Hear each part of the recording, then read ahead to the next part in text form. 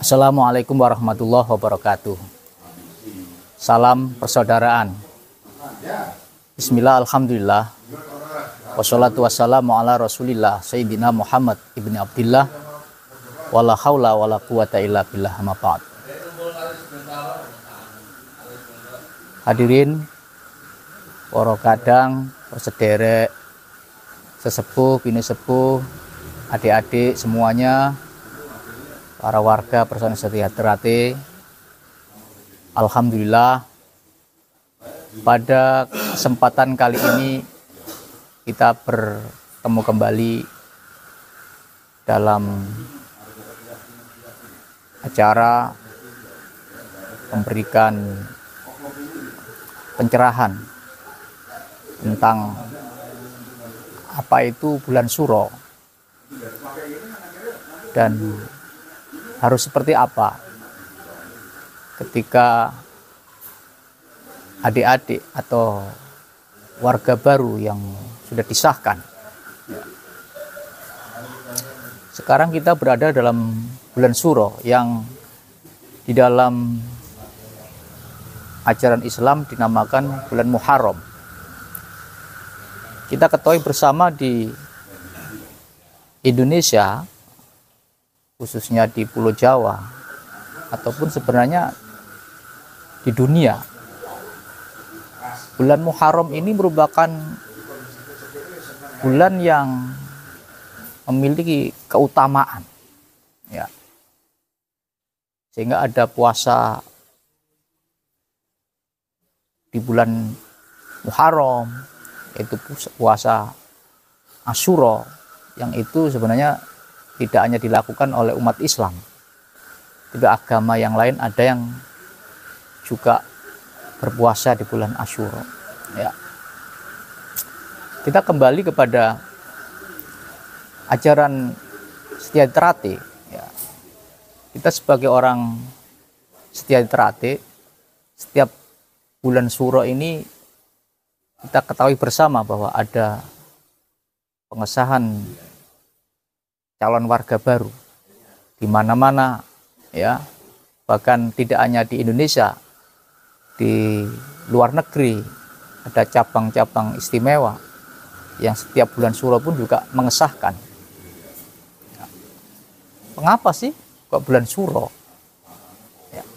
Ternyata kalau kita telusuri di dalam Al-Quran, surat At-Taubah 36,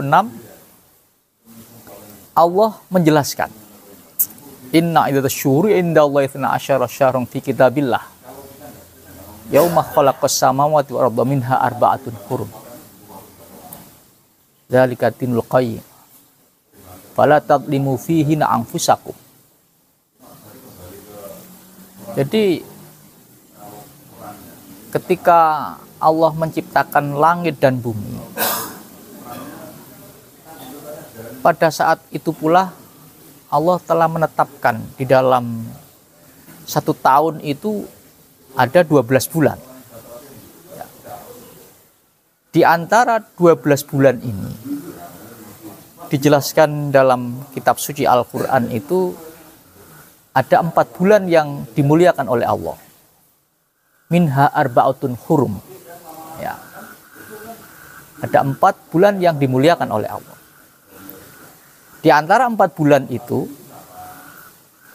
ada 3 bulan yang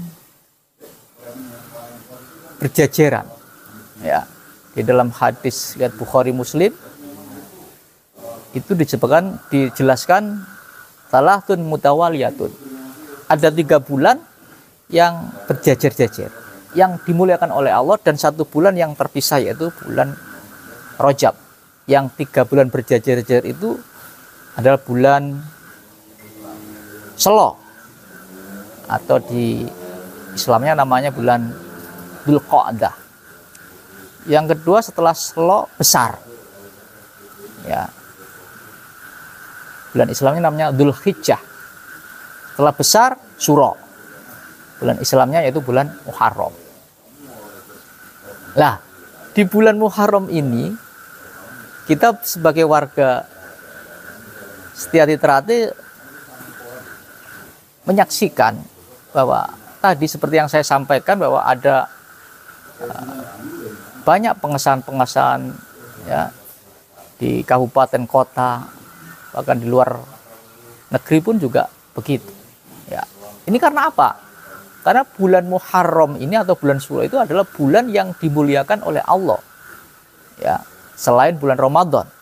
Ya, bahkan dalam keterangan riwayat hadis ya, puasa yang paling utama selain puasa Ramadan itu puasa pada bulan-bulan yang dimuliakan oleh Allah ini. Ya.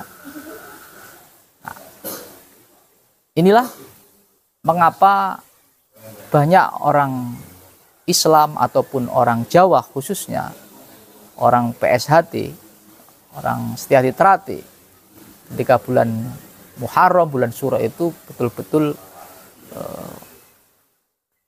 banyak kegiatan-kegiatan yang bersifat spiritual. Ya. Ternyata di dalam ayat tadi dijelaskan wala tatlimu fihinna anfusakum, begitu. Ya. Janganlah di antara kalian itu berbuat kedoliman. Makanya setiap bulan Asyura itu kita sebagai warga setia terhati disuruh ngeker. Jangan sampai kita itu saling bergontokan, jangan sampai kita itu saling bermusuhan, apalagi terjadi saling perpecahan, jangan sampai. Karena itu adalah perbuatan-perbuatan yang tidak baik, yang dilarang oleh kitab suci, kan begitu.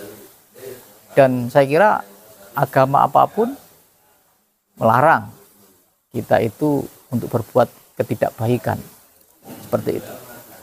Ya. Jadi fala tatlimu fihinna anfusakum. Untuk itulah para pemirsa, para kadang sederek sedanten, maka disahkanlah para calon warga baru itu pada bulan Asyura dengan harapan mendapatkan kebaikan, keberkahan dari bulan yang dimuliakan oleh Allah Subhanahu wa taala. Terus setelah warga baru itu disahkan, harus bagaimana? Ya. Jadi seringkali pertanyaan itu muncul. Maka kita sebenarnya belajar pencak silat yang selama ini kita pelajari itu adalah salah satu daripada kita mempelajari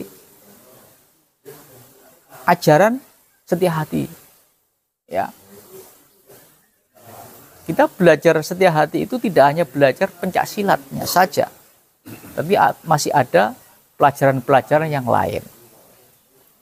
Untuk itu kepada adik-adik yang mungkin baru disahkan, tidak cukup kemudian sudah selesai. Maka kita perlu mendalami ajaran tentang setia hati ini yang ada di setia hati terhati ini. Ya. Selain pencak silat, mungkin kita juga belajar tentang apa isi mukadimah, ya, dan lain sebagainya.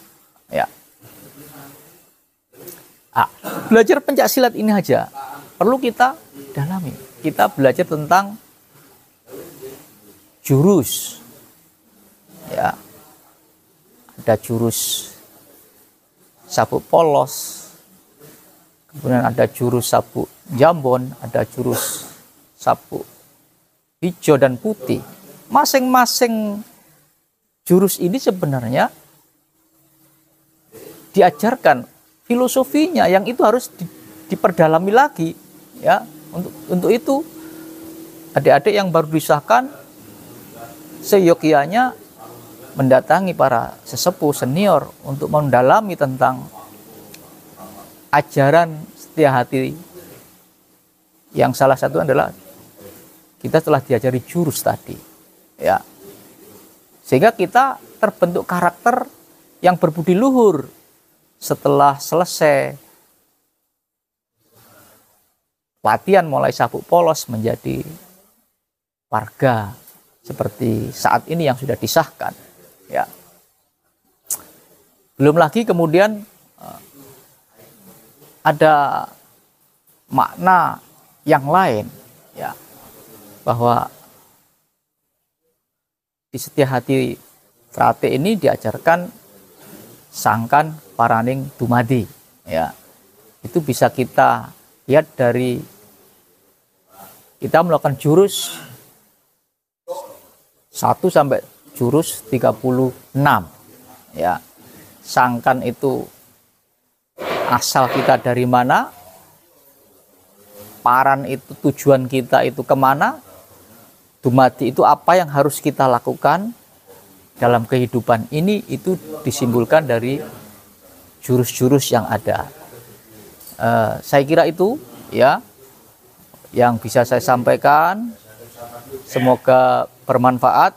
Selamat untuk adik-adik yang baru disahkan menjadi warga baru, bukan kemudian saudara sudah selesai untuk belajar setia hati, bahkan mungkin kepada saudara-saudara yang sudah lama disahkan juga, itu harus terus menggali tentang ajaran setia hati terhati, sehingga pada akhirnya kita menjadi manusia yang berbudi luhur, tahu benar dan salah, beriman dan bertakwa kepada Tuhan Yang Maha Esa, serta kita mampu mewujudkan memayu hayuning bawono.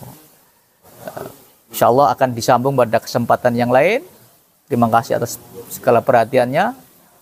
Mohon maaf apabila banyak kekurangannya. Walafu minkum. Assalamualaikum warahmatullahi wabarakatuh. Salam persaudaraan.